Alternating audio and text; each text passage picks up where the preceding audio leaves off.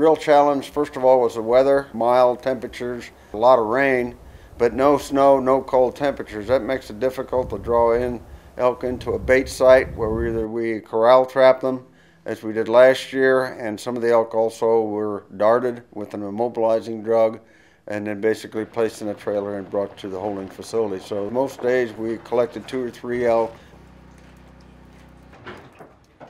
We had veterinarians on hand to help with the testing and to observe the animals to make sure that we were taking very good care of them for animal health, and the animals went through the system just fine.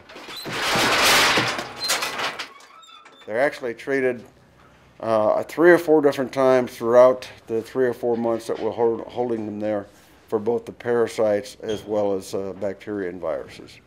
Yeah. This year, Missouri and Virginia have cooperated to both go together and share in the costs and share in the manpower and share the number of elk that we're getting from Kentucky. It was agreed to that we'd split the animal numbers between the 2 states, something like 15 or 20 to 35, 40 to between Virginia and Missouri respectively. And at the end of the 90 days, we do the same series of health testing that we just completed. After that point in time, if all the animals pass the health test, we'll divide them up between the 2 states, load them on a truck, put radio collars on the animals, and ship them back to respectively Missouri and Virginia.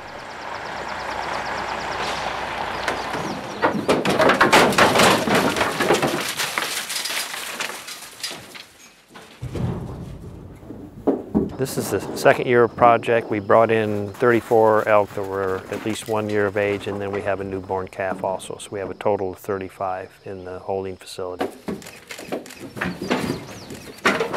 They were collared in Kentucky, and so they already have GPS collars. We tested for a large number of diseases. We wanted to ensure that we brought healthy elk into Missouri and everything's clean and in good shape, and so got a really nice, good, healthy group of elk.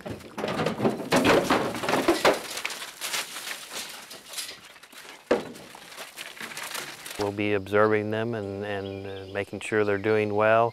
And then with Department of Agricultural approval, we will move part of those elk to another site to release. And then the rest of the elk will be allowed to leave the pens where we're holding them at Peck Ranch.